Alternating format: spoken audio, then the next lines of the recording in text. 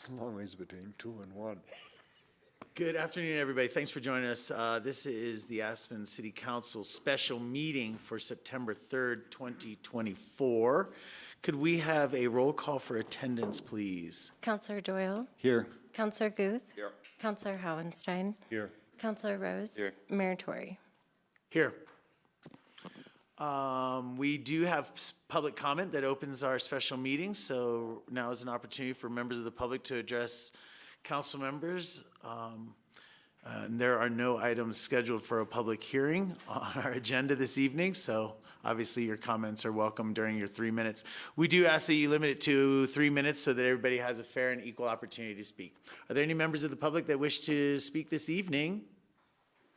Yes, come right up. Should I sit here? Yes, please. Either seat, yep. And if you just introduce yourself for the record. I'm Elizabeth Siegel. I'm a lawyer. I've taught American government at Colorado Mountain College. I worked as an attorney at the U.S. Senate and for a government agency, NASA headquarters. I also do an annual lecture on recent Supreme Court decisions, which you all missed because you were meeting, but I know you would have been there. These proposed ballot measures don't make any sense. There is no emergency except for the emergency of our bridge, which could fail or be subject to a weight limitation.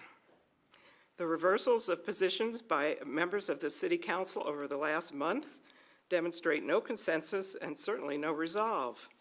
Who knows, if you wait another week or so, some of you will change your mind again. One member has said he will vote yes to put a measure on the ballot even though he's against it. That's like taking one's marriage vows by saying I do while saying at the same time, I don't. This is exactly the wrong place for a publicly elected body to find itself. Throwing up your hands, conceding defeat, tossing what is your decision onto the voters. We've spent over 20 years and many decisions going over this. You have all the facts, you've spent millions of dollars, and you've been briefed on details the public most likely has not fully considered. There have been very inaccurate articles in the paper recently. Please step back and take a more deliberative approach. Don't walk away from a difficult decision that is yours to make. Thank you. Thank you. Other members of the public? Comments this evening? Yes, second row right there.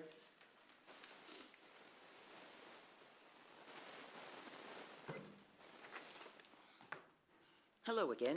I'm Dee Matthews. These ballot measures are unnecessary and are a distraction from the most important task, fixing the current bridge. That should be the first priority, and there is broad public support for that task. These measures will clearly signal abandoning rebuilding the current bridge in favor of a repair and wait strategy in the hope that the bridge will last 20 years or more until some type of two-bridge solution emerges. This is a risky gamble. It's also fueled by misinformation. For example, last week, the city manager told you that the failure of the Route 50 bridge was an anomaly, in her words. I checked the CDOT website. They have a page directed to that bridge. And the opposite is true. The failure of that bridge prompted research and identified at least one other bridge of the identical construction that, upon inspection, had serious defects to be cured. What it tells us is that the old bridges across Colorado are failing and falling apart, and they need to be repaired or replaced. There is no anomaly. Our bridge is no different, as Jacobs clearly pointed out. That needs to be the priority, fixing the existing bridge. The straight shot isn't even on CDOT's 10-year list. Why are you putting forth a ballot measure now for a project that is decades out at best? Don't send the wrong signal. I understand that some of you want a comprehensive solution and are unwilling to separate the need to replace this bridge at all until you get your way. Remember this, you cannot have any two-bridge solution until you have at least one functional bridge first. Thank you. Thank you very much. You're welcome. Other members of the public for public comment this evening? Neil, in the back, come on up. Thank you.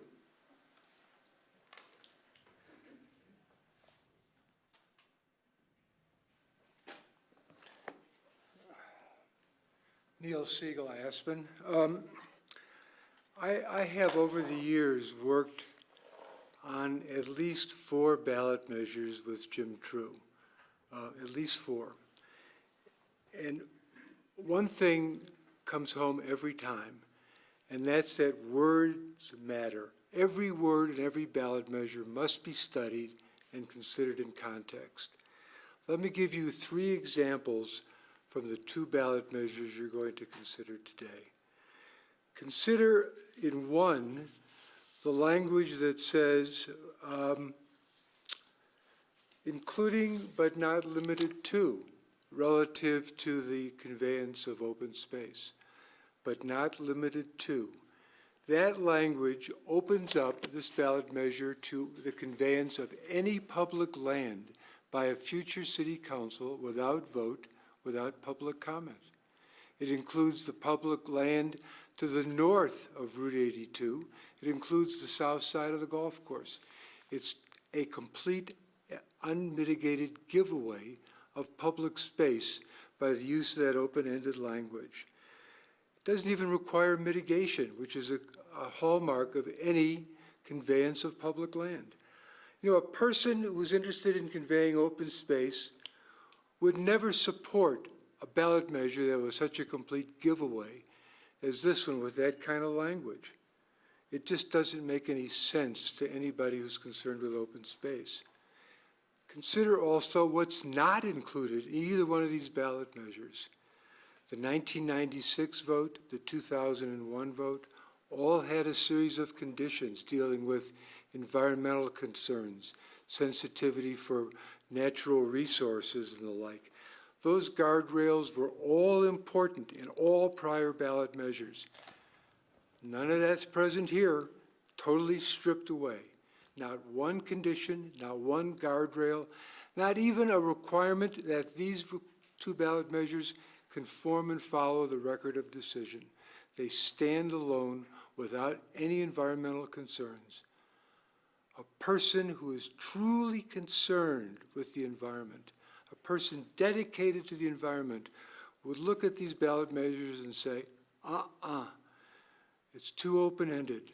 You're basically giving away any environmental concerns. I challenge any of you to go back and look at the prior ballot measures and see whether any of those conditions are present here. Not one. A person who is sensitive to the environment would say, this is incomplete. I can't support it. Let me give you a third example. It deals with Ward and the language that says to be used exclusively for buses.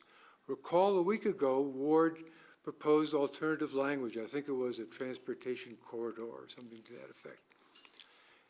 That language was too broad, but Ward was going in the right direction. He was searching for wording for language that would have some relevance in the future.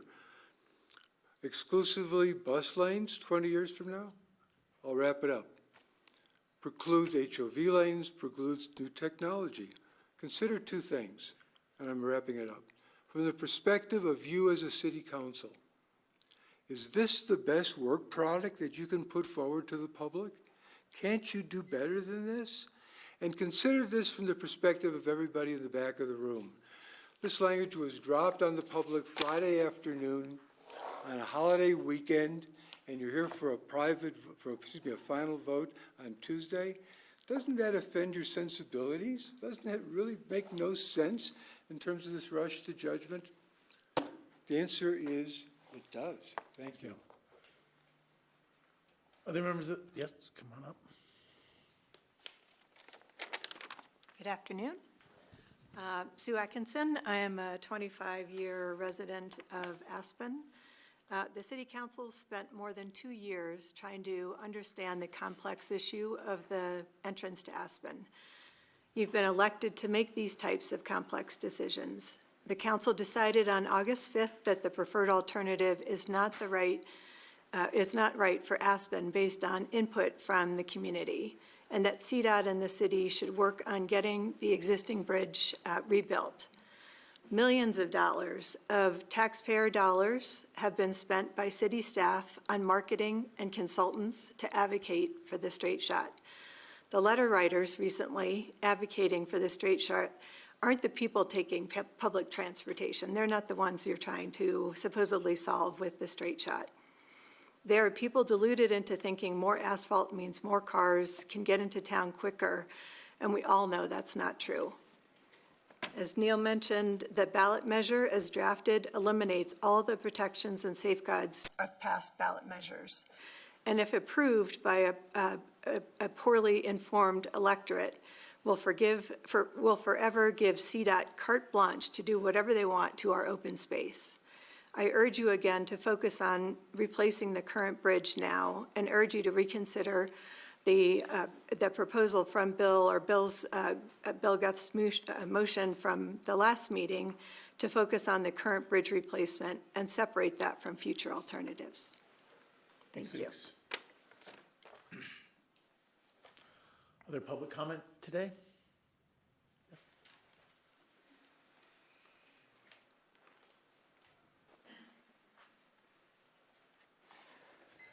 Thank you all for your time. My name is Rachel Richards. I'm a 44-year resident. And I'm wearing my RAFTA shirt today.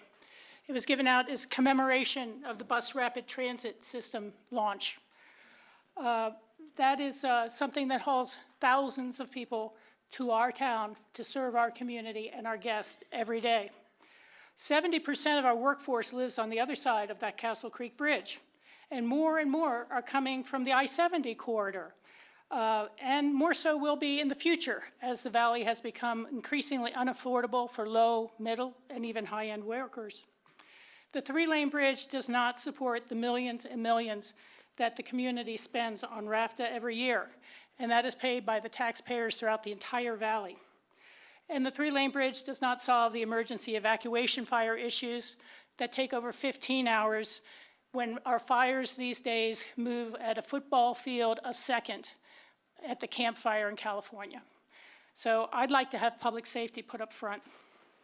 The Aspen City Council sent a letter to the Colorado Department of Transportation asking what level of National Environmental Policy Act they must fund to potentially adopt a different Highway 82 entrance to Aspen than in the federally approved and mitigated 1998 Record of Decision. The NEPA is not a checklist one fulfills in order to get a specific plan approved. NEPA obligates agencies using federal funds to analyze and compare alternatives to federal actions that are irreversible and that may impact the physical, ecological, or social environments. Neither a new EIS or efforts to amend the existing EIS ROD with a supplemental can have a predetermined outcome. The city's recent attempts to move the Meralt Transportation Corridor has significant impacts on Highway 82 users, mobility choices to use transit, carpool, or drive single-occupant vehicles, increases or reductions to greenhouse gases, single or redundant fire emergency evacuation routes, and the increasing societal impacts of longer, slower commutes for low-wage workers from very distant communities that do not have Aspen's property or sales tax base to help them. The consideration of factors like projected regional visitation and population growth, mobility needs, lack of affordable housing are suggestive of travel pattern trends that must be sufficiently accounted for in an EIS supplemental to justify the massive taxpayer investment. The new EIS scoping work must then analyze and compare all new alternatives submitted during the scoping process and the 1998 ROD to determine the best alternative when weighed against the stated project objectives. I know of no legitimate NEPA process to just clear the alternative that some special interests prefer. There is no what level of NEPA do I need to do that assures only one outcome or only listens to one political body. NEPA was instituted in 1969 to ensure that federal decisions were not made that way. I'd just like to comment that I think there has been a lot of erroneous information. And I think that delay is not our friend for fire danger or for getting the Castle Creek Bridge repaired and replaced. There has not been feedback by the community because there has not been scoping to the community. There have been very ferocious, well-funded special interests making their points here. So I'd just like to say there has been a lot of erroneous information here. The City Council must ask the question in order to comply with the city charter. It's not that you're not making a decision. And there has been close to 2, if not more years of discussion about the entrance. It's clearly time to move on. Thank you. Other members of the public for public comment tonight?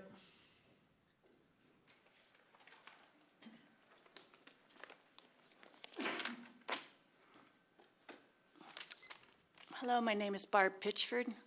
I'm a 49-year resident of Aspen. I'm going to keep this simple since you've been flooded with expert information, opinions, and pleas for the past year and a half. The straight shot will not improve traffic. Not one study has conducted that there will be any appreciable reduction in traffic congestion or traffic time for cars and trucks. Why? Because there will still be only one lane in and one lane out of town for those vehicles. And the addition of a new light at 7th and Main combined with funneling all cemetery lane traffic back into town could make traffic actually worse. The constant drone of incomplete and or misleading information is deafening. Somehow the messaging has solidified that creating a highway over Meralt with another bridge will help relieve traffic congestion. Not true, according to Jacob's report, and by the admission of city staff.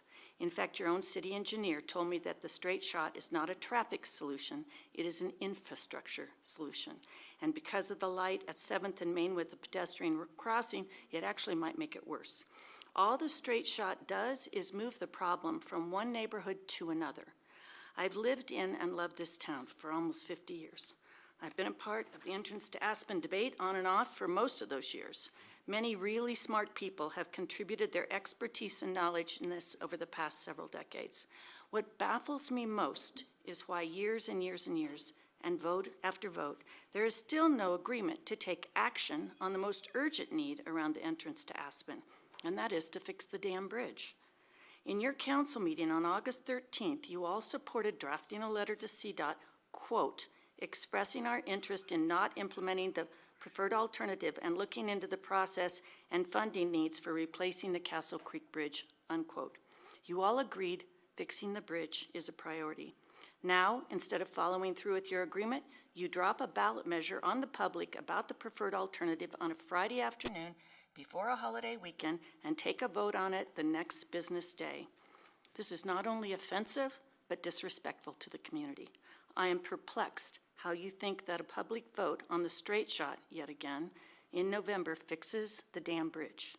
If either one of the ballot measures is approved in November, it gives CDOT the right to build whatever it wants, wherever it wants on Aspen's open space. That is a tragic end to a valiant, decades-long effort to preserve our small-town character and value. I implore you to do first things first. We can continue to study and debate the entrance to Aspen to come up with a 21st century solution. But in the meantime, we need to begin the process of fixing the Castle Creek Bridge. Thank you. Thank you.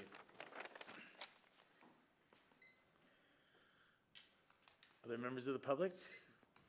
Public comment? Come on up.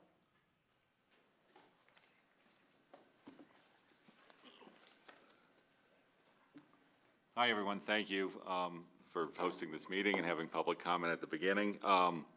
I just want to reiterate with what Neil said is about the lack of kind of mitigations that are written into the ballot language for a potential transfer of right-of-way to CDOT. I think that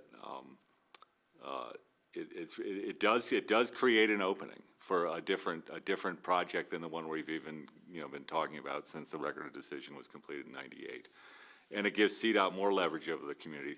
The open space is our one piece of leverage in negotiations with CDOT and the Federal Highway Administration. That's where our strength lies, and my worry is that this is a rushed election. Oh, and my name's Alan Harvey.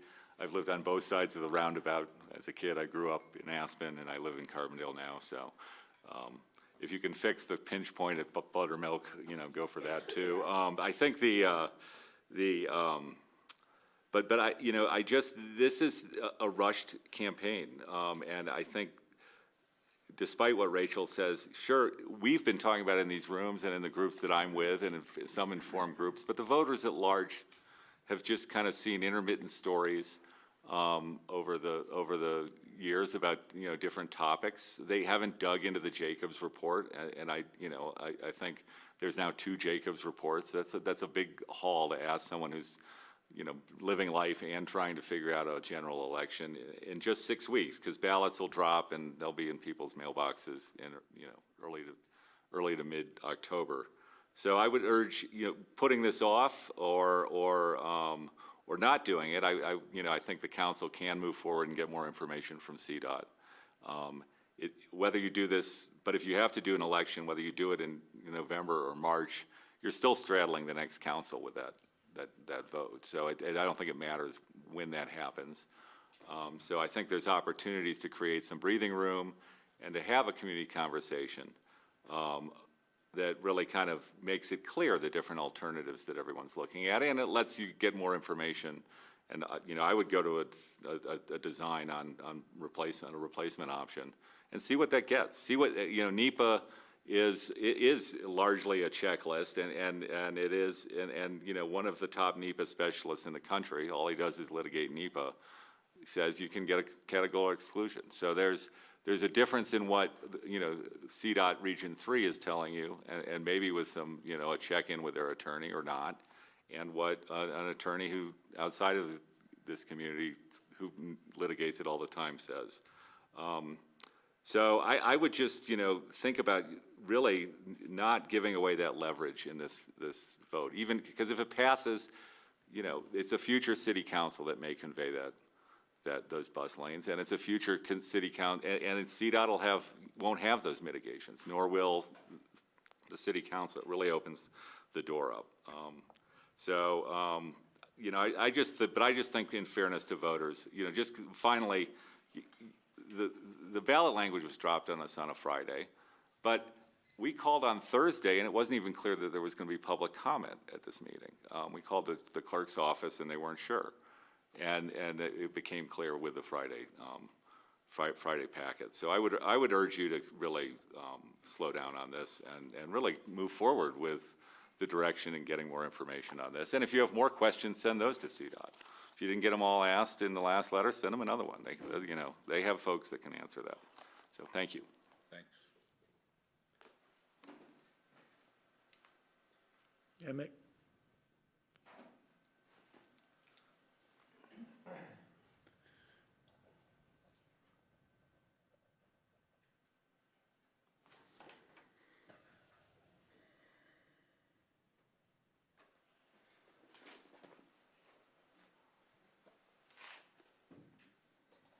My name is Mick Ireland.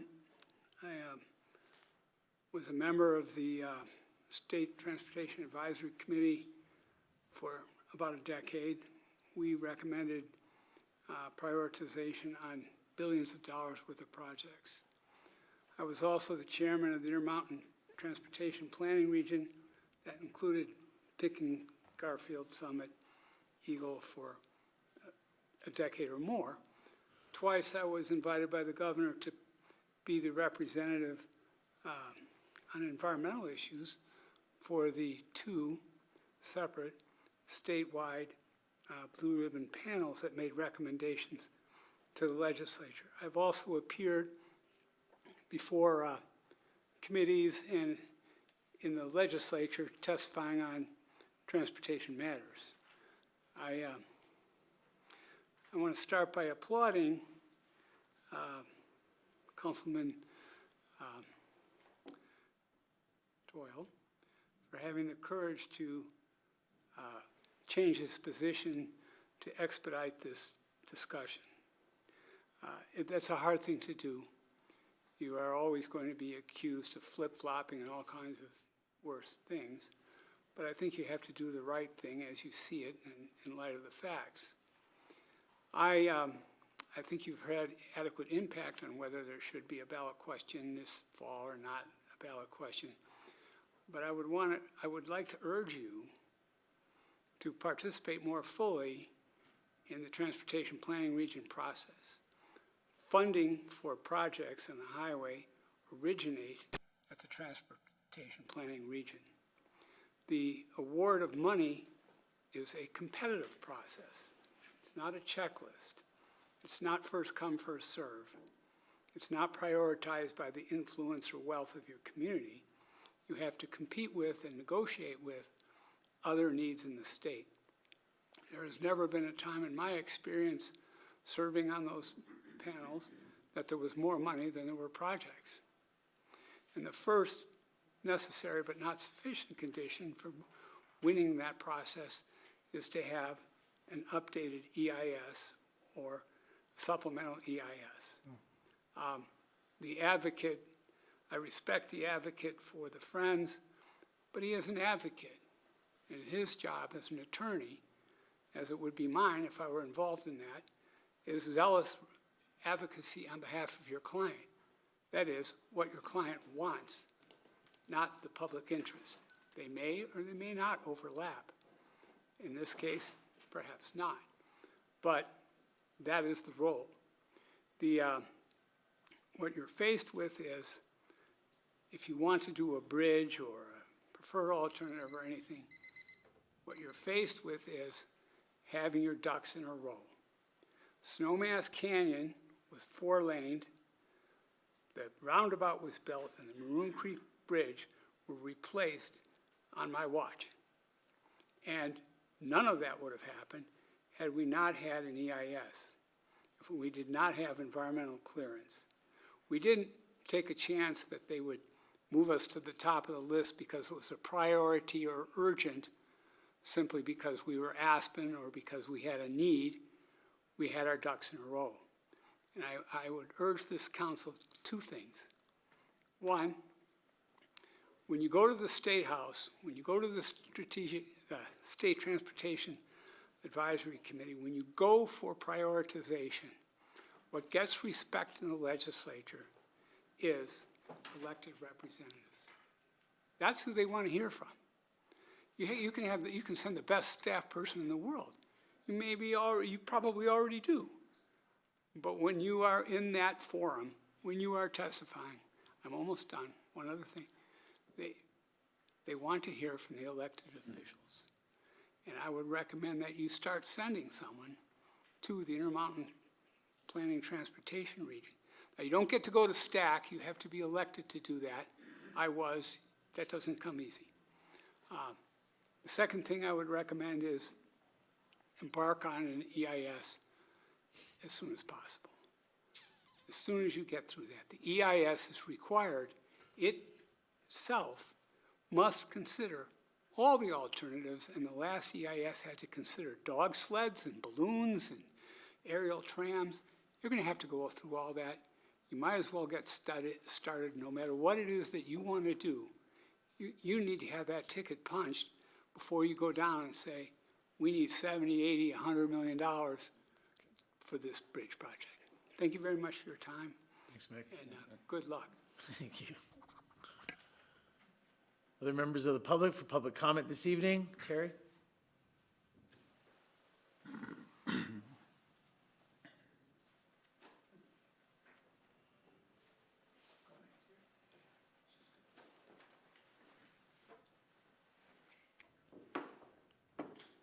Hi, my name is Jennifer Mosley, and our family has owned a home off Cemetery Lane for over 60 years. And first of all, thank you very much for sitting in your seats and making the hard choices, because we all know something needs to be done, and we know that there's not a single solution that's going to satisfy all of our varied interests and concerns. I'm concerned about the suggestion that we should simply rebuild or replace the existing two-lane bridge, and I believe this would be a serious mistake. It's urgent, it needs attention, but the Jacobs report presented back in April, when I first started very much actively listening and watching and reading the materials that you all have been sharing. The existing bridge needs to be replaced, and rehabilitating it is insufficient. And when the bridge is replaced, only the three-lane shifted approach or a new Meralt bridge, either temporary or permanent, are tenable options. Only those two options allow for 2 lanes of traffic, one in each direction, during the 3 to 4 years of construction.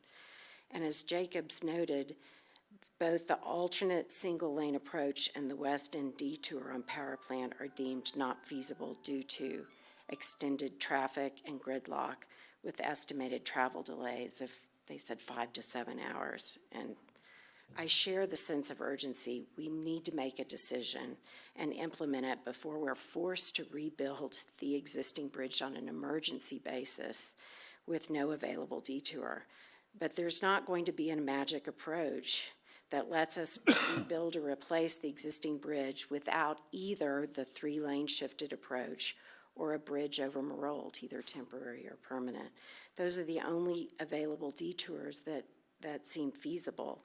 And simply rebuilding or replacing, what would we do for traffic during the years of construction? It sounds scary to me. And I'm practical enough that as you pose this to voters, I hope that you pose ballot questions that don't have the benefit of the depth of knowledge and study that you have, and that they are able to make a decision based upon feasible, safe, achievable, practical options. Thank you. Yeah.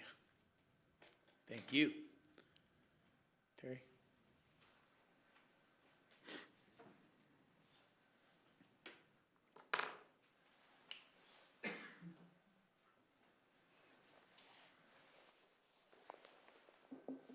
How are you? I'm great. How are you? Good. First of all, I wanted to comment. Can everybody hear me in the back of the room? When you talk in the microphone. Alan was the only one I could hear. I just want to make a comment about your acoustics in here after spending all this money. The back of the room, you can't hear. All I hear is a bunch of mumbling. So I would like to make a suggestion, besides what you're talking about today, to look in to give us better acoustics here. I would appreciate that. All right, thank you. So why I'm here today is to kind of give you a reality check. I rode the bus this morning to Glenwood for an appointment. There was 3 of us going down Valley. There was 15 of us coming back on the bus. So what I'm saying is, along the way, I'm noticing that all the parking rides are full. So we want to get people onto a bus. How are we going to make that work when the parking lots are full? So this is part of the problem why you've got a fatal flaw with this whole ballot question that you're talking about today.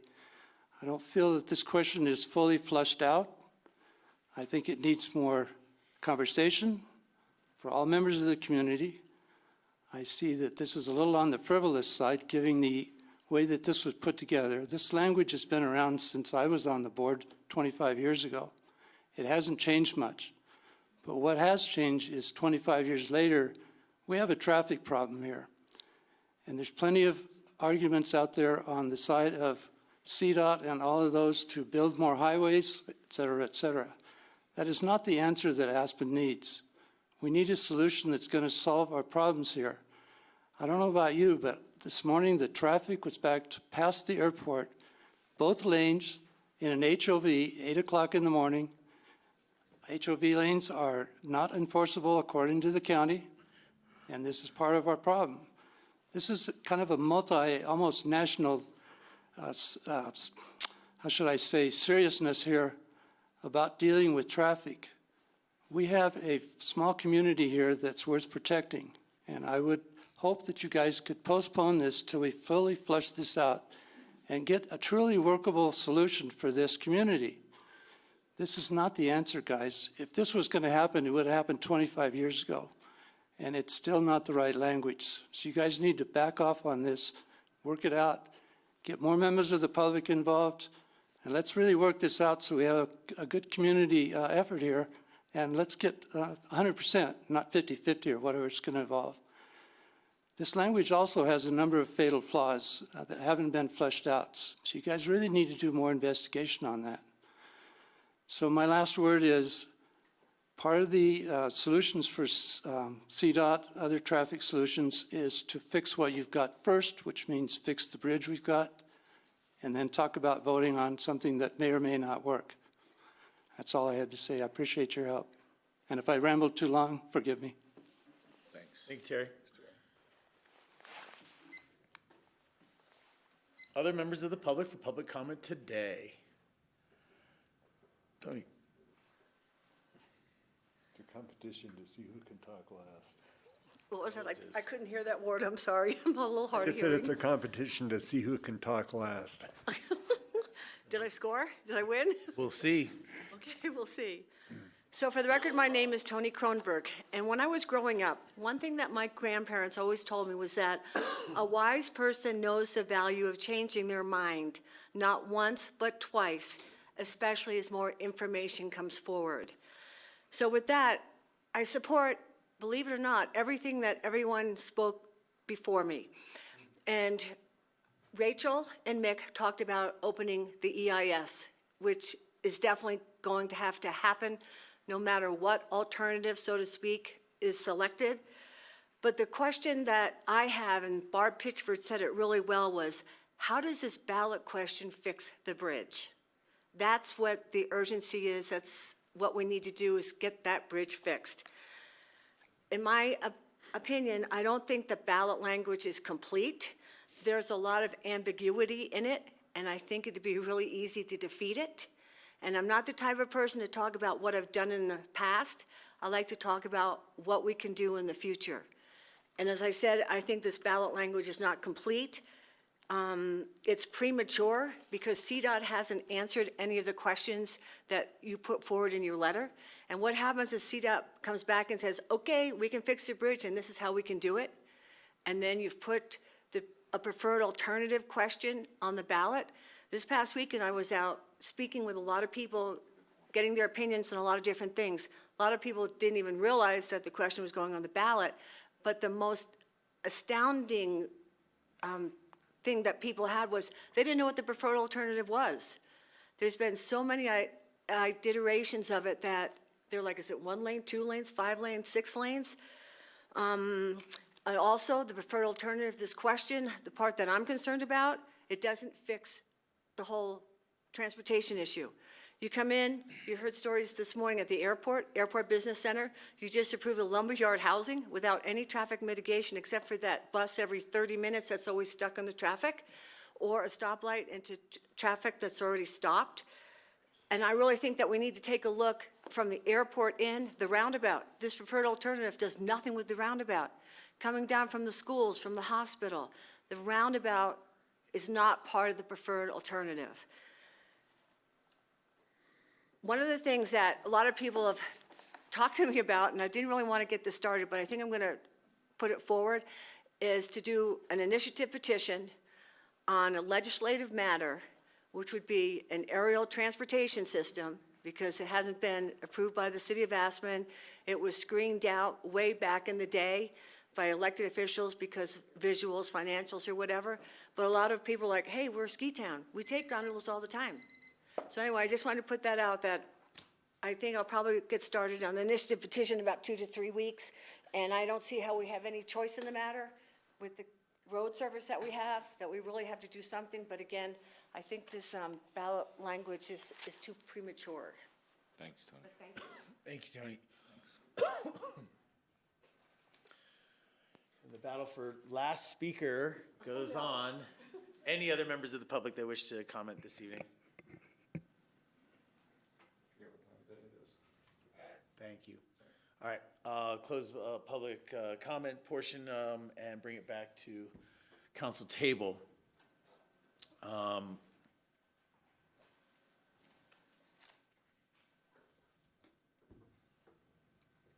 you care to Open it up? no talk about Susie or no? Oh, yeah. Yeah, okay, there's not necessarily council comments, but there was a memorial yesterday, and we just wanted to make an acknowledgement of a member of our community. So I'm going to let John just make a mention. I just wanted to share with the community that we lost a valued member about a week ago. Susie Wabachevsky-Budsey passed away from inoperable cancer.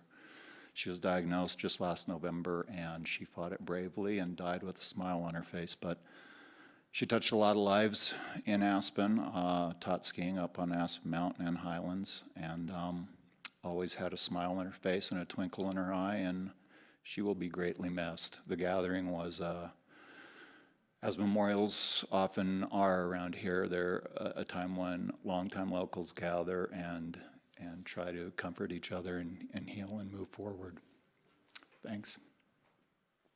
Thanks, John. Thank you. All right, we are here today in a special meeting for consideration of a resolution that would seek to place ballot language in November that relates to the entrance to Aspen, specifically the usage of Merle and Thomas properties for transit.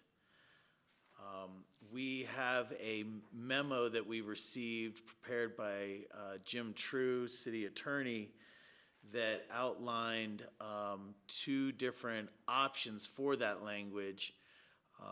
This was prepared after various discussions with the city attorney's office by council members and in our last meeting regarding language that would be appropriate for a ballot question if that was sought by council members.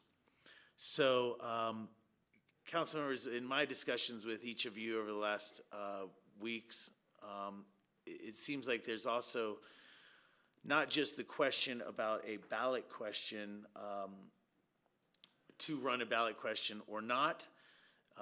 If one is desired by council, it would then be what that ballot question or questions should be. But beyond that, I also feel like there is a desire for council members to give some direction to staff around a couple other items, namely around approaches to fixing the current Castle Creek Bridge, as well as initiation of EIS or SEIS perhaps. We are here at this meeting today because Councilman Doyle had a reconsideration of this ballot question discussion.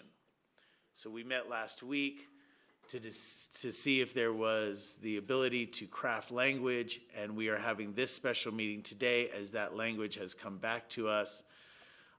Ballot questions need to be ready and sent to the county office by this Friday. So that's the timeline that we are on and why we are meeting today at noon. With that, because I want to check in on the first questions here, which is about whether or not to place a ballot question on the ballot this November, and then if there is support for that, we will turn the conversation towards what that would look like. So to start off, I'm going to turn to John and say we're here partly because of your request for reconsideration.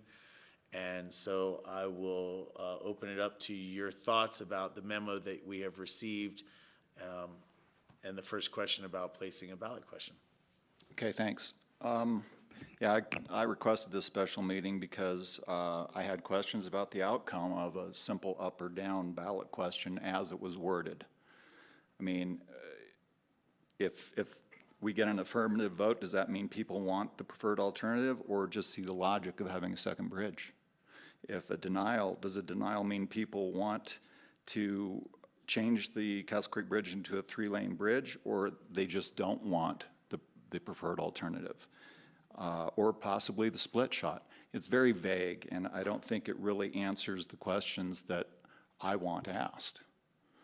So that's why I brought it forward, and I just want to say, as far as the 3-lane bridge is concerned, I think fixing the Castle Creek Bridge while traffic is on it is like trying to fix a flat tire while the car is still moving. I don't see any logic in it. I think if we want to fix the bridge as quickly as possible, we need to build a second bridge, move the traffic onto the second bridge, and fix the Castle Creek Bridge. That's the easiest way to keep traffic flowing and businesses serving our locals and tourists.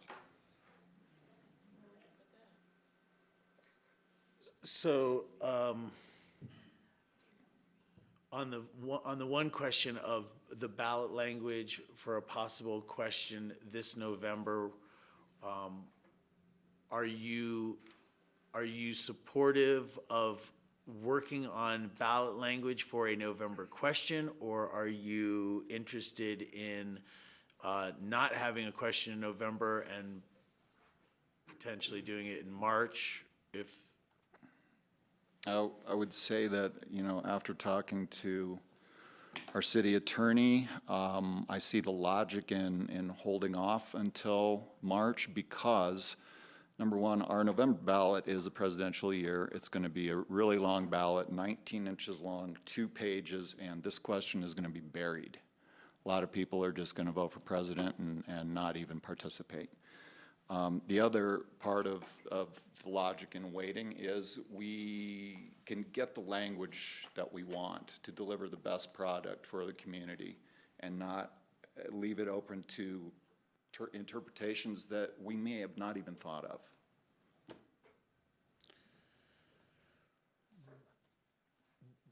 Do you think that over the next few months that there would be opportunity for potential ballot question in the municipal election in March? I do. And I'm not saying I'm 100% against putting on a ballot at this moment, but I don't think putting option 1 is a good idea because of the reasons I've already stated. And number 2, I would only agree to do that if we had some kind of advisory vote attached to it to find out, give us some direction of what the community wants. Okay. So let's have input from other council members regarding the both whether or not to go to a ballot question in November and your take on that. What language or what do you see in the value of a question this November? or support for a question in March.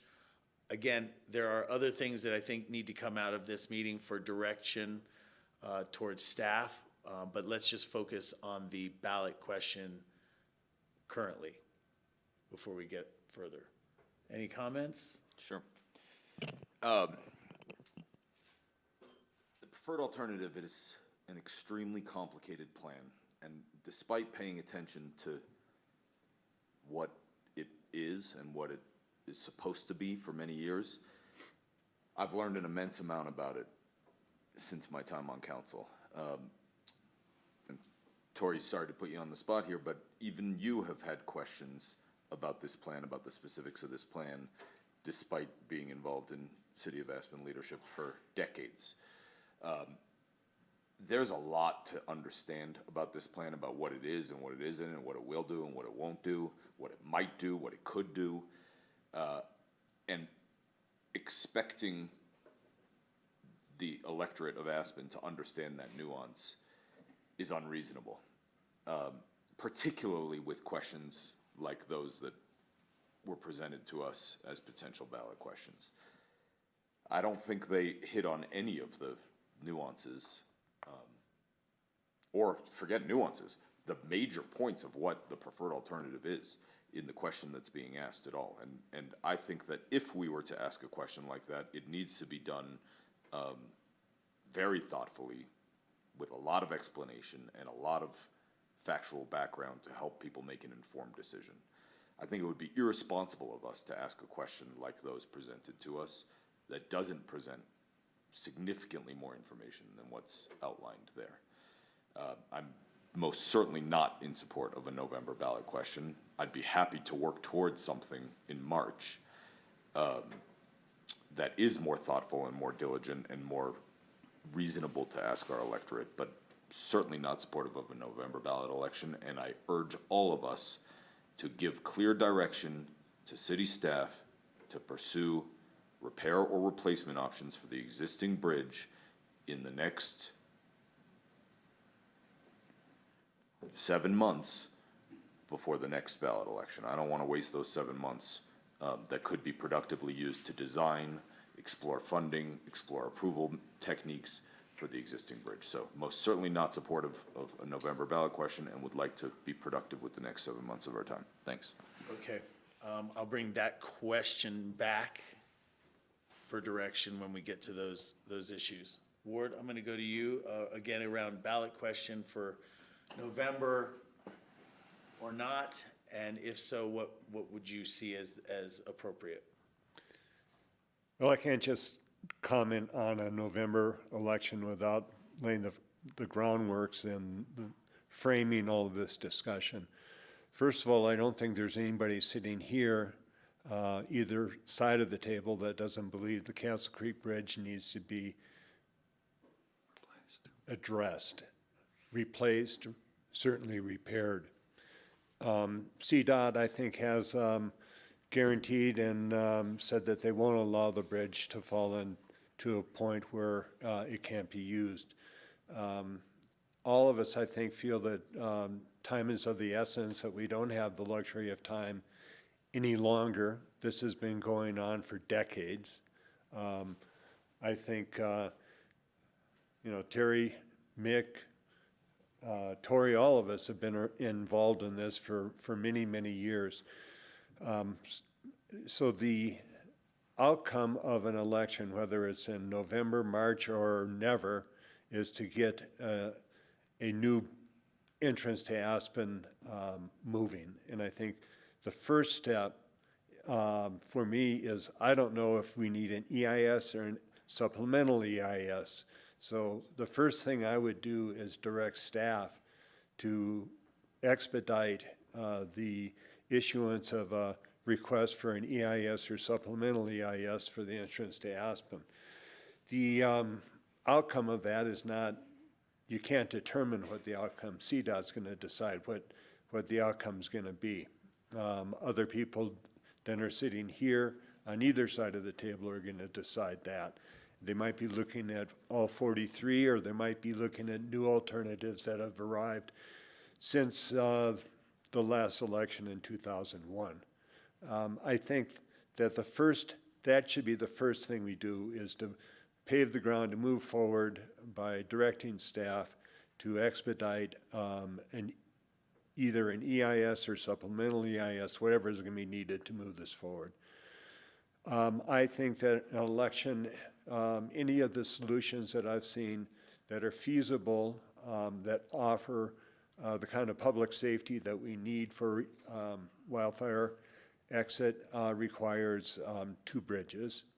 And I think that the construction of a second bridge is going to require use of Merle Thomas open space. So I support a ballot issue this November to allow the Merle open space to be used for transportation uses. I think that November is the best time because that's when the most people are paying attention to elections. That's when your voter turnout is the highest. And I don't think that a local issue is going to get lost in the mumbo jumbo of what's going on. I think people pretty much know who they're going to vote for at the top of the ticket. And I really trust that Aspen has an educated electorate, and there will be adequate time between now and the November election to become fully informed.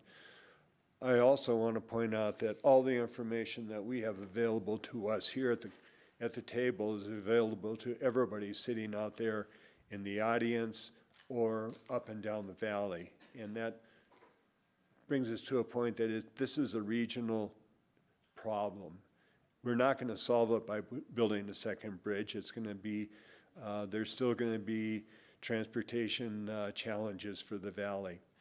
But I think that moving forward in November gets us going in the right direction. I don't think there's anybody that doesn't feel that we need to move forward with this. And I think the quickest way to move forward with it is to allow the use of the Merle Thomas open space for transportation uses. And I think even CDOT, in looking at our home rule charter, has come to the conclusion that this kind of a vote is going to be required. And as far as an advisory vote or a survey is concerned, I don't think that gets us any closer. I think getting the use of the Merle Thomas open space gets us a step closer to coming for what is a final alignment. And so in the interest of getting most voter participation, I want to see it on the ballot in November. Thanks. Sam, comments from you? Yeah. Well, I have the luxury of listening to John, Bill, and Ward go before me, and it sort of aligns with just how I've been feeling about this. A year ago, we commissioned the Jacobs report, and over the last year, we spent $1.3 million from them to get more information on the entrance to Aspen. I've been steadfast about wanting to move this issue forward in any way, shape, or form possible. Earlier in the summer, even late spring, I had talked about a ballot initiative to get community sentiment on this and try to put the issue forward as quickly as possible. We even had 2 different work sessions in August about the entrance to Aspen, and then even a Monday work session trying to get this onto the ballot. When that was rejected, and if that was approved at the time, we'd be talking about this on a Tuesday regular meeting a week ago, and not 3 days before the ballot is supposed to be certified. Now listening to John, Bill, and Ward and hearing community comment about this and how ballot language works in my first time going through this, I can't reiterate enough how much I still believe we need to move forward on this. And what I really want to see is a concrete plan of action about how this issue is going to be solved. Because every time I talk about this issue and talk about how we're going to move forward, it's always a wait and see. And decades have passed of wait and see. It's time to have concrete plans. As far as a ballot this November goes, listening to especially John's comments about like not 100% sure, I don't feel comfortable anymore. I just don't. It's so unfortunate that we dragged you out here Tuesday at noon and put everyone through this. But I didn't know what I didn't know until I knew. We had the ballot question, like you said, a Friday afternoon before Labor Day weekend. I went hiking and backpacking all weekend to floods of emails, trying to respond to them last night and this morning. talking about the muddying of the waters as far as the ballot language goes. And as much as my opinion has not changed, that I do want a ballot and I do want community sentiment, more than anything, I want a concrete plan of action, and I want to do things the right way. So, you know, drag this out to the last second. I don't want a November ballot anymore. I want potentially March, and I want a concrete plan of action. And my, you know, decision-making is based off like all the facts literally leading up right to this moment, understanding that even that we have no conviction as a council to put a ballot on the November election, and that doesn't sit well with me. Thank you, Sam. You know, my comments are, I would have been fine with a ballot question in November if we'd have come up with a question that really reflected what we were trying to get to. I don't think that the language that we have in front of us does get us there, and that's both option 1 or option 2. If I was going to be supportive, it would only be of option 2, but it would also only be with an additional question, and that is just not where we need to be on this ballot. I as well do not support putting a question on this November's ballot.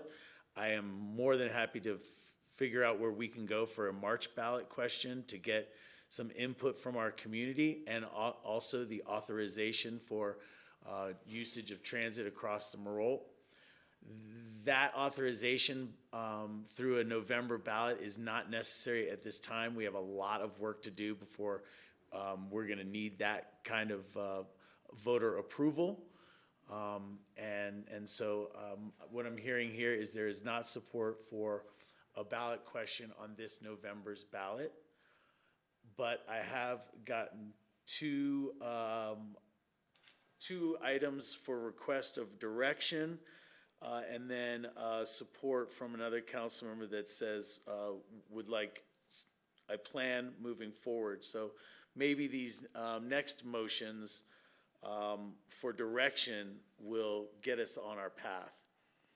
The first one that I just want to put out, not as a motion, but for discussion, is the idea of an EIS or SEIS, or even a reevaluation.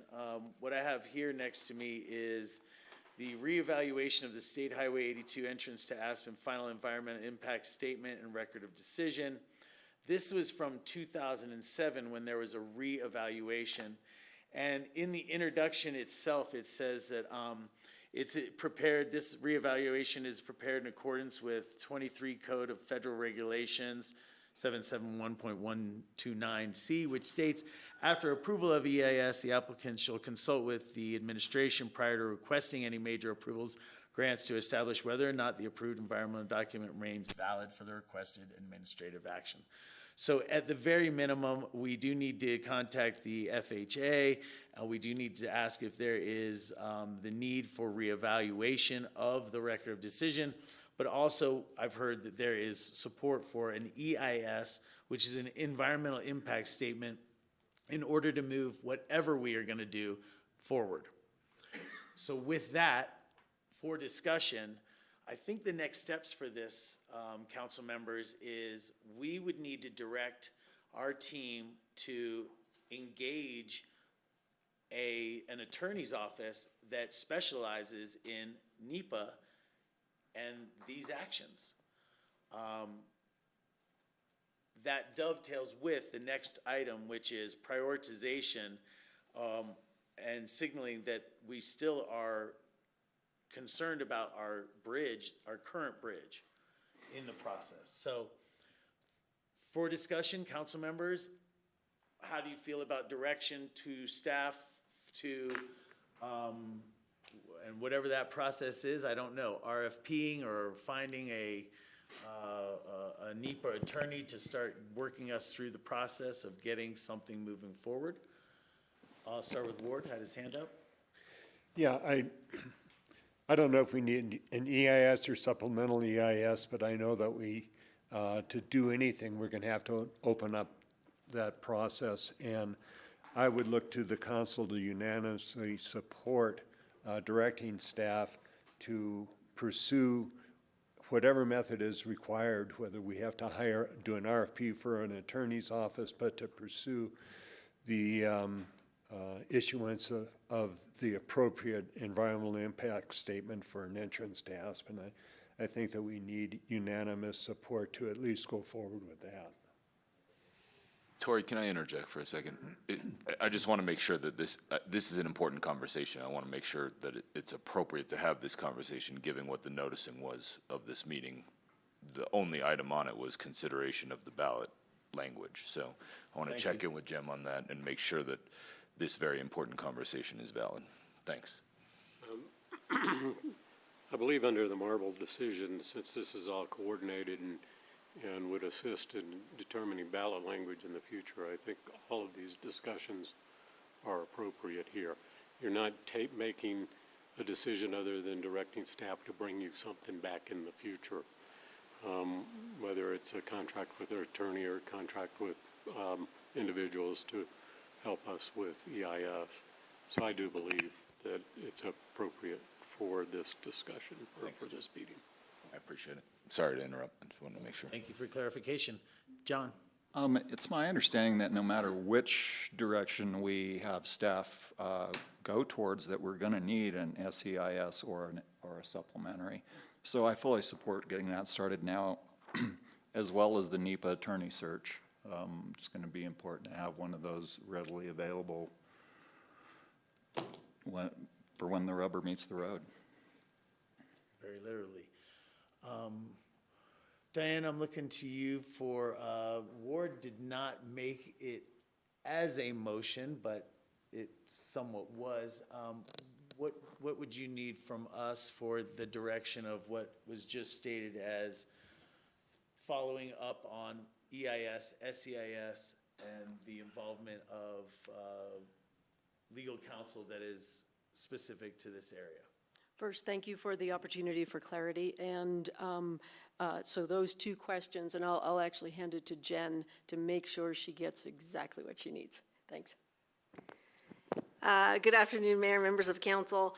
I think what we would really need to understand is what is the direction that you're looking for. If it's a full NEPA process, the full environmental impact statement, what we need to do is go back and do some scoping for that, and then to determine whether or not that's something that can be done with a sole source contract or something that would need to have an RFP. And then I think we need to work on that scoping a little bit and bring you back something.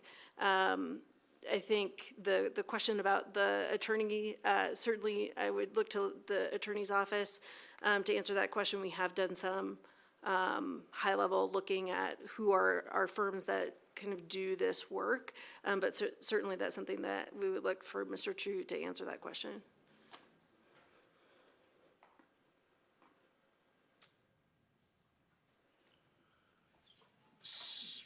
So I believe the question for you, Jim, is are you supportive of us going out and acquiring?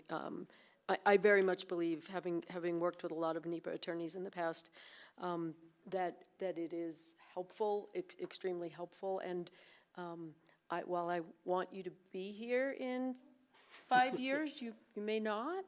Well, I don't think that's particularly the issue. NEPA, the Environmental Protection Act, and EIS is a very specialized area of the law.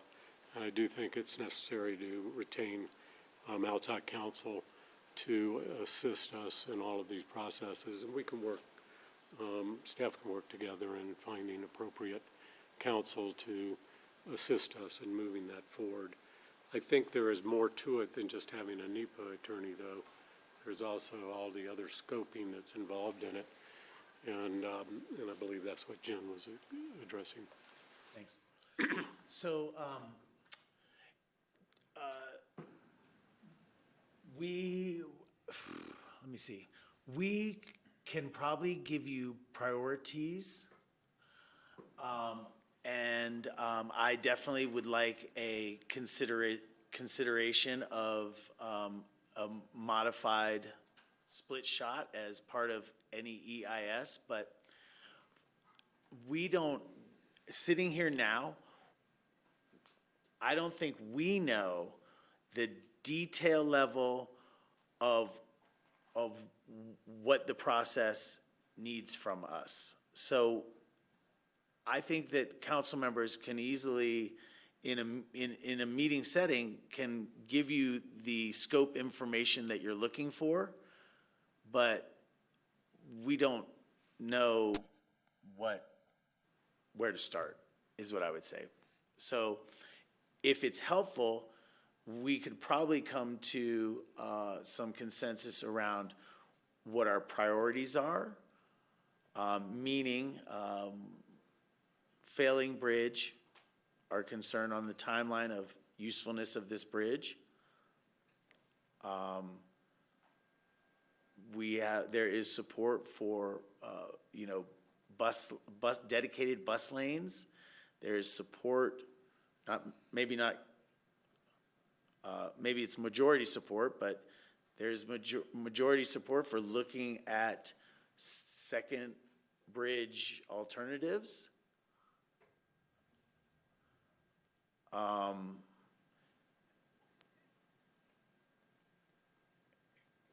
I could go on a little bit more about environmental questions that we have regarding current plans and stuff, but like I said, I don't know that right now or is how we get to answer the questions that you have. I think we understand the intent, and like Jen said, let us go back.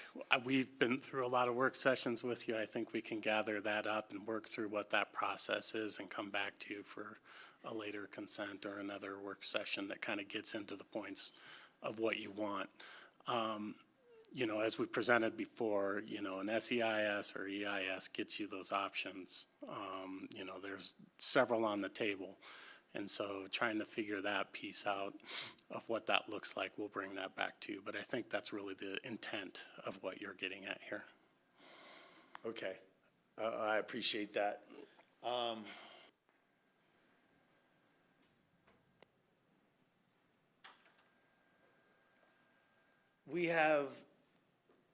Do we need this in the form of a motion? So I do think we may want to bring back a resolution to you with both the attorney, the scope of that, the scope of what the EIS would be, and also I think I heard an intention for a March ballot and direction to staff to work on that and to set a date by which you would like to see draft language for March, if that's what I heard. Yeah, it is, but probably what we're gonna learn in the next few months is we would look to set something like that will inform what that ballot question may or may not be. There is support from this council for a ballot question that, number one, takes the community's temperature on allowing bus lane usage across Merle Thomas open space in some capacity. And then there is also some desire by this council to, through a ballot question, get a community preference. And so I don't know how those work into a ballot question, but I think over the next months, maybe we figure that out. Sure, and if you're okay with it, I think what would be helpful, because, right, the resolution would be specifically to provide staff clarity on what staff should be doing and make sure that there's a consensus among council. And on the ballot piece, it's which elements do you want us to explore, and what are the values behind that? So one of the things I heard today, for example, was clarity, right? How do you create a ballot question that is going to provide clarity to the voter about exactly what it is they're voting on? And you just described a couple other elements that I think staff would want some time to work on. Thanks. Understood. Okay, so do we need a motion to bring back a resolution? Not necessarily. Jen, do you have what you need to go? I think that we do. I just will mention that one thing that Sarah brought up at a recent meeting was the idea of polling. So there is an opportunity that is one avenue to have additional clarity. If there's not a timeline associated with the ballot question, you can still go out and have that kind of information that's gathered by somebody who does that work. So that is another way that you could maybe have some ideas of what the community sentiment is and what questions you might want to ask. Yeah. I appreciate that. I think polling question would get us a lot of great information about community values and direction and desires.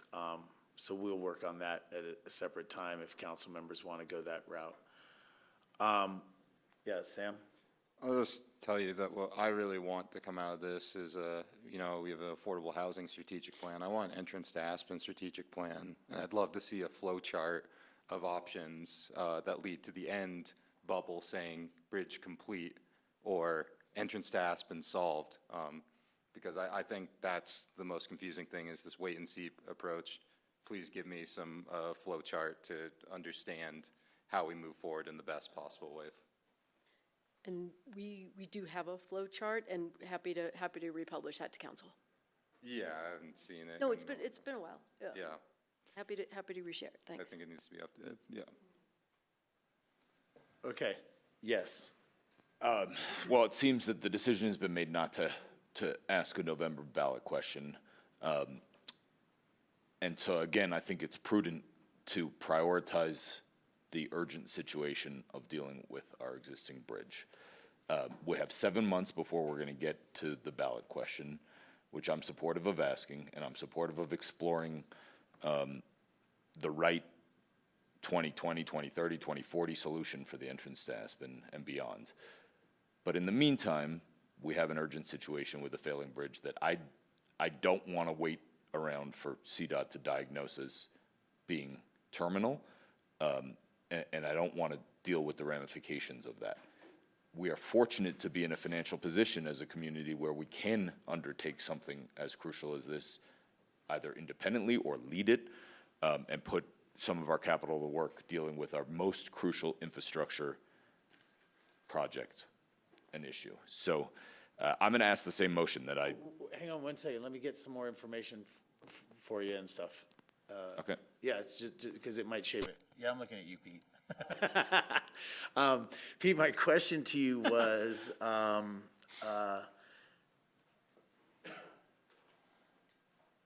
as Bill continues to advocate for the prioritization of the bridge, and as he's expressed it to me, is he's not just simply saying replacement of it. He's also saying, hey, if repair, right, buys us years, a decade, whatever it is, he's open to that. So my question to you is, and we kind of went around this a little bit weeks or months ago, where we commissioned another study to say, like, hey, what's really the condition of the bridge, right? Because over the last 2 years, we've been like, hey, we know it's failing, how bad is it? And then we got those photos, we see what's going on the underside of the deck and stuff, right? And the way that I continue to talk about it is, the question was kind of like, are we talking potential weight restrictions in 5 years, or are we talking potential weight restrictions in 15 years? And that kind of made a difference. I think what we're all operating off of right now is that we feel an urgency to it. We feel that really this bridge needs to be addressed within the next 5 years, not 15 years. What information, do we have another inspection coming this month? It's not fully scheduled yet, but typically it happens like late October, early November. Okay, so next month, not September. Okay. From that, what we were told, after the last one, what we were told was repairs are temporary, and really, whether it's CDOT or the city, we were talking about replacement. And because repairs are a Band-Aid. But in this next evaluation, are we going to find out, or will we get any additional information that maybe there are repairs that buy us 10 years?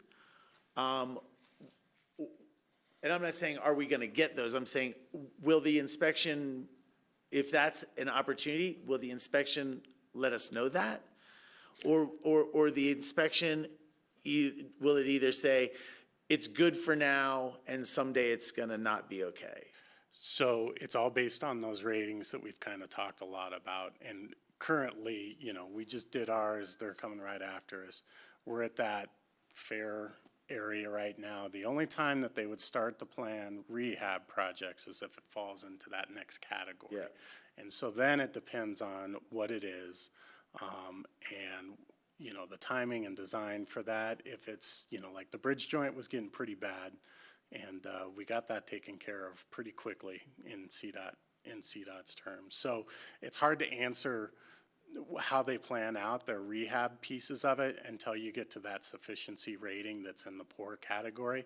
We have 3 pieces that are real close to that poor category, and that's why staff really is aware of what's going on in that bridge on all ends, and CDOT's very aware. But they wouldn't start planning any rehab before that falls into that category. Okay, because part of what I'm hearing is if our inspection in the next month or two comes back to us and says, you have an opportunity to do some structural stabilization, and CDOT is like, we don't have that in our budget and we don't have that ready to go, we might be able to, as a community, say, hey, we want to shore up this bridge, right? This is what Bill is saying, is like our first actions, we don't know whether it's, hey, let's stabilize this now, let's replace it in 4 years, but can we be availed to those as opportunities, right? Anyway, and the reason I wanted to say that before a motion comes from Bill is because if we're talking about repairs and stabilization for a certain amount of time, yes, that's maybe something that we can do. If we're talking about replacement, then replacement of that bridge might best work dovetailed with other solutions. And so I don't want the wrong message that says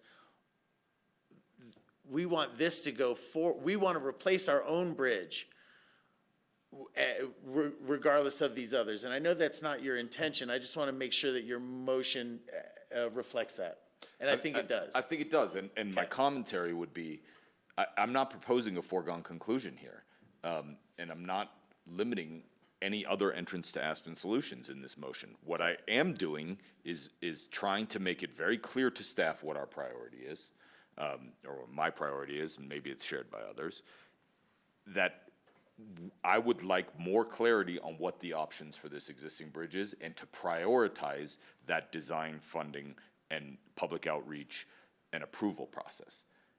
No one's saying that the ultimate decision is going to be a 3-lane shifted or anything else, but at least we'll have clear information on what those various scenarios entail, including repair projects. And I know early in the Jacobs report, they talked about what some repair options could be, but I think it was a very, very high level of schematic information.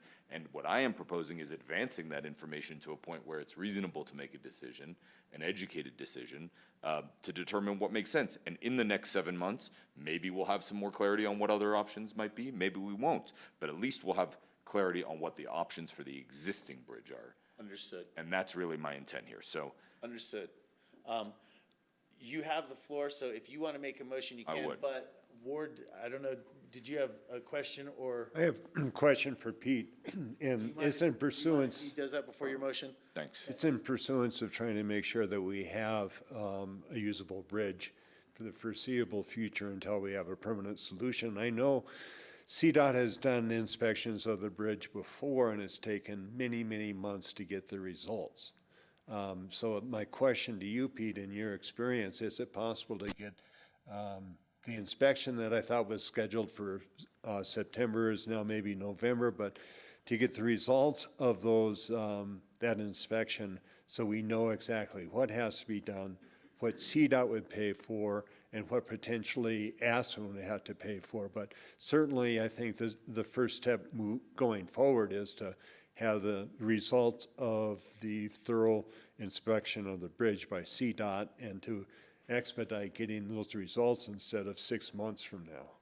So I typically get those results back in early December, whether it's a September, October, it usually comes like that Thanksgiving week, and I go over it with CDOT every 2 years, and we kind of assess if there's any needs. That's how the discussion with the bridge joint became a priority between us and staff, as you sit down with staff bridge and like, this bridge joint isn't looking good. And this is what the ratings show, and then they're really the experts over at CDOT. Like, you know, their staff bridge is really, really good at this stuff and ensuring that a bridge is safe. And so I get that in December. We meet usually with a consultant between us in December, and then I bring up to higher level staff at that point, not higher level, but like ADT. At that point, hey, here's the pieces that we need to focus on a little bit. And that's how some of these projects over the last 8 years have developed piece by piece. And I think the warning that we always say with that is this bridge is there, and you're probably going to have to anticipate more outages that are a little bit not as planned. Like, I've always been able to plan around our off-season, and there's some pieces that, you know, we may have to do pretty quickly through State Bridge, but they make that decision after those. That's not my decision. What I can do is have these conversations that I generally do anyway, and they do prioritize us when we need it. So then my question is directed back to Bill, is that would it be your intention to wait until the inspection process has been completed and we have a full report from CDOT as to what needs to be done to move forward? No, I think that the inspection results are part of this process. I think that it would be, if the council at the time that staff brings something back decides to pursue repair as the priority instead of replacement, then wouldn't it be nice if we had a holistic plan to conduct multiple repairs simultaneously that are informed by CDOT's report, that are informed by our report from Jacobs, and not say, oh, okay, state only has enough money to do this thing this year, and then we're gonna, oh shit, pardon my language, this came up, we gotta close down the bridge again for another 3 weeks to perform this urgent repair. Wouldn't it be nice to have a holistic plan that says, these are the 10 things that we really need to address over the next 5 years, and they're gonna buy us 15 years? Of course, I'm making up numbers here, but to put it into action intelligently, with planning, with thoughtfulness on our schedule, as opposed to being forced into it. So once again, I'd like to make a motion to direct staff to prepare a resolution stating that we will work expeditiously to advance design work, conduct public outreach, develop funding solutions, and seek the most expedited approvals available for repair or replacement of the existing Castle Creek Bridge under both 2-lane and 3-lane scenarios. Nothing in this resolution shall state that work cannot or should not continue on other entrance to Aspen solutions. Seconded. Thank you. We have a motion and I just have a point of clarification, because I want to, with due respect, if it's really a question, I think, for Jen and Pete. If council directs staff to go work on an EIS or SEIS, is that, and what Bill's asking for, are they mutually exclusive? Because I'm seeing a little bit of conflict here. They would be considered separate. What Bill's asking is what we do. I think Bill's asking for, to look at the ratings in the future and try to really estimate what pieces we can do all at one time and try to get that funding from CDOT. And that's a little bit different than what we've been able to do in the past. So I understand the nuances, but it is separate from like an EIS and selection process. But to be clear, that's not all I'm asking, Pete. I'm also asking to study 2- and 3-lane replacement options as part of this. It's critical to me that if this is adopted by council, that it's on the record that this is our priority above everything else. This is something we want you working on now. And lastly, an EIS, an SEIS, an EA, any of these terms that I'm vaguely familiar with but not an expert on, may be part of some or all of the things that you come back with. as recommendations to council, saying, if you want to repair it, it's going to cost this amount of money, it's going to take this amount of dollars, this is where we think we can find from various sources, this is what you're going to have to come up with, and these are the steps that we're going to have to do for approval. This is how long it's going to take, you're going to have to do an EIS or an EA or categorical exclusion or whatever. We don't have that kind of crystal clarity of these different options regarding the existing bridge, and that's what I'm hoping to get to. So per their responses earlier, they are stating that if you want to start to look at through that process of any kind of things that are not on the existing Castle Creek Bridge, that are not per their state-funded state enterprise system, that you would have to go through, and they did open the door with that supplemental EIS. That's big. And so that would be the process that you go through for that. For the 3-lane. For the 3-lane bridge. Which is different than the 2-lane. And that's what should be in your work product that comes back to us, saying, if you want to do 3-lane, SCIS mandatory. If you want to just repair the bridge, SCS not mandatory. And again, I don't know that that's for sure the answer, but that's the kind of clarity that we need. Okay. So that's what we would have in our scoping document, and I do think that replacement of a 2-lane bridge in place also requires a process. So, and we would like crystal clarity on what the most expeditious way to do that is under each of these scenarios. That is what I'm asking for here. So, Bill, is your motion to direct staff to come to us for a resolution to vote on? That's what I said, yes.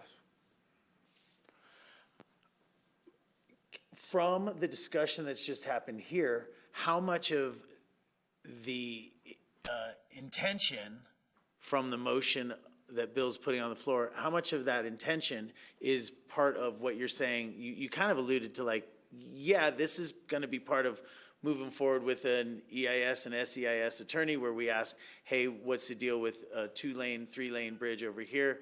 I think I already know the answer from a 3-lane bridge about an EIS as its next step, but a 2-lane bridge and just repairs. So I think Bill's, maybe his motion is very detailed and maybe scoped, but his request is a bit more high level in the sense we don't know the basic question, which is what needs to be done to the bridge. Like that, we don't know that answer right now. We will in 2 months, but anyway, all right, we have a motion and a second. Let's have a roll call vote for the motion. Can you restate the motion, please? Sure. If you read it for me, sorry. Happy to. And I'm happy to share this language with staff if you want it precise, but. It's good, we're gonna need it, yes. My motion is to direct staff to prepare a resolution stating that we will work expeditiously to advance design work, conduct public outreach, develop funding solutions, and seek the most expedited approvals available for repair or replacement of the existing Castle Creek Bridge under both 2-lane and 3-lane scenarios. Nothing in this resolution shall state that work cannot or should not continue on other entrance to Aspen solutions. Okay, so we have a motion and a second. Further discussion. I have just a brief further discussion. Bill, once again, I get and agree with your intention here. The language that you have there gives me a pause for concern when it says about the design element here. I don't really want to spend a bunch of money and consultant effort on design design for 2-lane, design on 3-lane, and repair.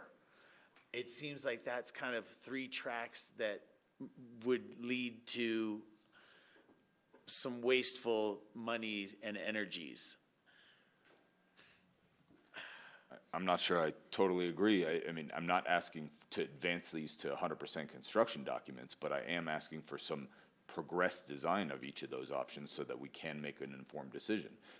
You yourself said to me multiple times is, I don't have enough design information about the 3-lane bridge to make a decision on this. So what I'm trying to accomplish here is to get you enough of that information without being frivolous, without being, Well, I know, but your language in your motion doesn't say what you just said, right? You just said, I'm happy you're to not talking amend. about 100%. That's what I'm saying, is like, just the extent of what you're saying, I'm just concerned, right? We send this stuff off. But you know what? I can support it to bring back a resolution because that's all we're asking for here. So we can reconsider it and wordsmith it when a resolution comes back, or we could deny it. It's a great suggestion. Hang on, let me get Jen's input. So I think that if this motion were to pass, that we would come back with multiple things. We would come back with a resolution. I think we also are going to need to come back with some of the information that we've already done in previous studies. I think we also are going to need to come back with a request for spending some dollars. So I think you're going to see several things that are going to come back if this motion were to pass. Okay, but the motion is just for that stuff to come back to us and we can make final decisions on that at that time, correct? Okay, appreciate it. John? Yeah, Comments during discussion? I would support Bill's suggestion to look at repairing the existing bridge and finding out more about that, but I am not interested in spending any more money studying a 3-lane bridge option. Thank you. Okay, then, Let the resolution come forward. thanks. Okay. Did you have comments for discussion? Yeah, I think it's, we're asking for a resolution. A resolution comes, we have a discussion if we want to amend it or approve it, but this gets us moving, and I'll support this to get it moving. Okay. No further discussion? Could we have a roll call vote for the motion, please? Counselor Doyle? Yes. Counselor Guth? Yes. Counselor Howenstein? Yes. Counselor Rose? Yes. Mayor Tory? I'm a yes. Thanks all. I don't know if it's, if this supersedes or fits in with Bill's resolution, but I would like to, to begin the process of an EIS or SEIS as soon as possible, to direct staff to come back with that, because the scope of what Bill's asking for is a lot greater, and what we just approved is a lot greater than just getting the process going for NEPA, SEIS, or EIS, to direct staff to pursue that. Understood, and Diane has already accepted that as direction without a formal motion. And I'm okay city with that. attorney is nodding as well. Okay. Yes, Diane? And when you're done, I would like to just confirm what we are going to bring back. I'm just about done. Cool. Okay, so the contents of Bill's motion, including SEIS and EIS, NEPA attorney, what that would look like, a March ballot, recognizing just that you want to direct staff to work on that, recognizing that once we hit September 30th, we're going to be in budget meetings, and really November is going to be the first time for a work session on that. Fourth is just a question about, do you want to move forward on polling? And the fifth piece is budget authorization. Let's go backwards. Budget authorization for the work that we are asking for? It's going to probably be, and it may not be, I think we're going to talk about if it's going to be full budget authorization, or are we going to provide you some rough numbers about what Bill's talking about, the NEPA attorney.